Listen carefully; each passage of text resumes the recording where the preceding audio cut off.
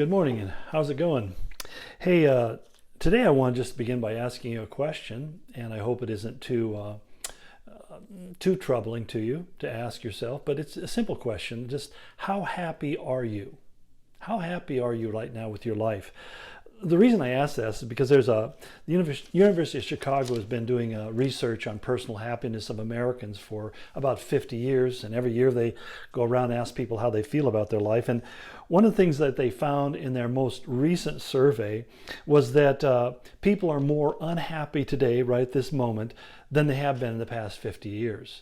In other words, our happiness quotient is at its lowest level, which is kind of interesting because when they began to look at it, they found that 14% of American adults say they're very happy.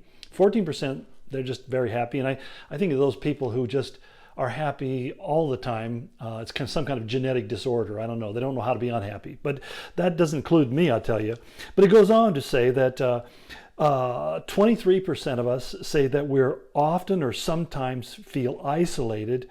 And today now they say 50% of us say we feel like we have nobody around us. We feel kind of cut off and don't have any close friends. In fact, as one person said in this interview, they were saying that it feels like today that it's just been one thing after another. And certainly that's a normal feeling because particularly with the media, they have ability to magnify everything. Even little things become big things. And so it's just one thing after another after another. And that kind of feeds into certain dynamics because when we look at the political unrest that goes on, because people who are involved in stirring up that kind of conflict know that if they get a crowd and make a bunch of noise, that the TV cameras will immediately show up because the TV cameras, media people are like flies on poop. They just run right to it. And then they'll broadcast it over all the TV, and we get this impression that all the world is going this direction, and everybody else feels that way. And then we look at ourselves and say, why don't I feel that way? And maybe I should be angry, and maybe I should be frustrated, and maybe I should begin to cry out about injustice. I mean, it's kind of a crazy lemming type of existence. But they said basically they find that most Americans today are far less optimistic about the future. And as a consequence, they have had behavioral changes. I mean, they smoke more, they cry or feel isolated and dazed, kind of confused, they can't get their bearings. They lose their temper more often, or some of me have said they just want to go out and get drunk. And some people are actually developing drinking problems through all of this because they can't cope with the emotions that they're dealing with. And a lot of it, they said, is due to a lack of companionship. I mean, the idea that you're not allowed to socialize with other people. I hate this term social distancing. It's physical distancing. It shouldn't be social distancing. Social distancing means I can't talk to you. And in fact, we were told that for months. Stay at home. Don't talk to anybody, even though there's no evidence that that really kept anybody healthier. It just ensured that if you had the virus, everybody else in your house was going to get it as well. And so all these things have really had a feeling of, as one group said, that 37% of people feel like they're just kind of left out, that kind of like other people are out there having fun, but they're not. So the celebrities who go on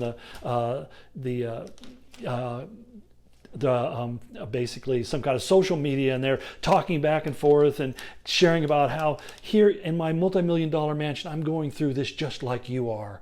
I have to dial up and have my food brought in by the chef just like you do. And you just sit there and feel like, why are these people living this high life and I'm kind of cut off from everything else, and I feel alone and I feel like I don't have friends and nobody calls. But I think that there's been a positive side of it. And this was the last part of the article that really did catch my attention. And this is really what it said. Talking about this one guy who basically was laid off and unemployed during the whole thing. It said, but what it did is it caused him to reevaluate everything in his life.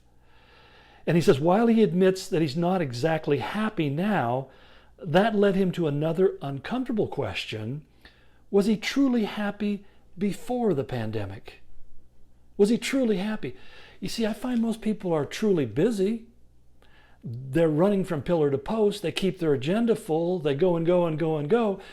But when we had this lockdown and we had to just sit there by ourselves, many of us not being able to go to work and not having any projects to work on and nobody really to interact with, we were really forced to confront something that was going on in our life that we'd been able to ignore before. And that's the opportunities that God looks for. When we have to find ourselves saying, I'm disconnecting from the things that used to keep me distracted, and those things that I thought were making me happy were nothing more than distractions. They were just something that kept me from ever really thinking deeply about what's going on. In fact, it goes on, the guy says, 2020 just fast forwarded a spiritual decay. When things are good, you don't tend to look inwards. Well, boy, I know that's the truth.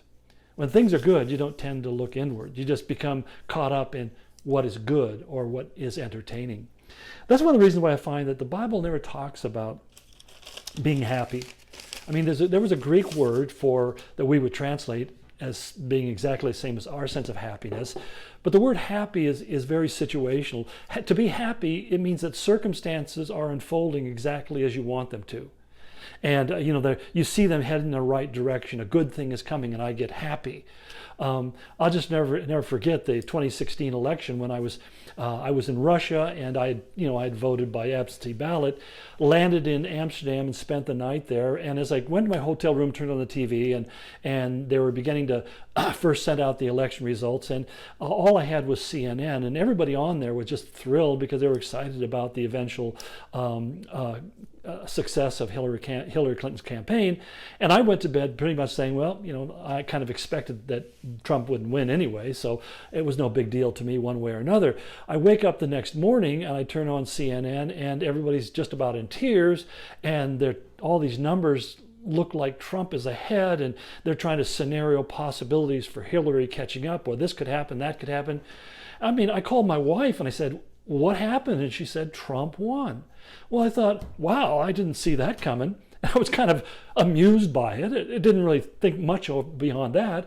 But I remember when I got on the flight that all the flight attendants who were from Seattle, they were verklempt. They were depressed. They were just thrown into chaos.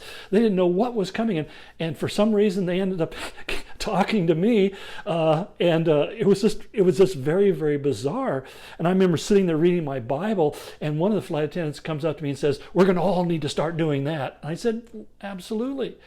And the thing that struck me in that moment was, I said, because of something unhappy happening in their life, these people were stepping back and taking a spiritual perspective. And they were starting to think in a different way.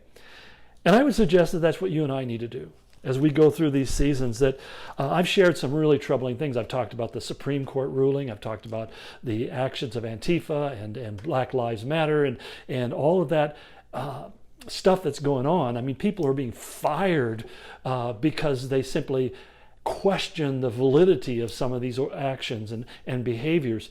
And you look at this injustice and all the crazy thing that goes on in the world, and you can become really stressed.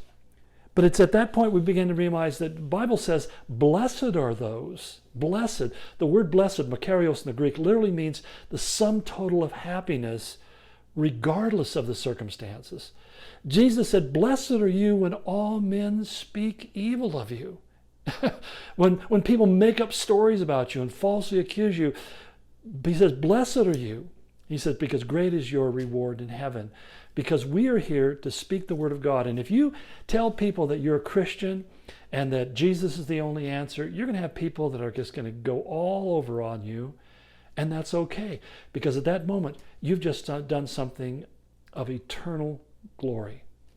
God not only will reward you for it, but you'll find yourself going away from those moments feeling this wonderful sense of peace, because you'll know you did what God has called you to do. You've stood up for Christ. You've confessed his name before men. So today and this time is not a time to be silent. It's a time to be bold. And I know it's intimidating, terrifying for some of you, but these opportunities don't come.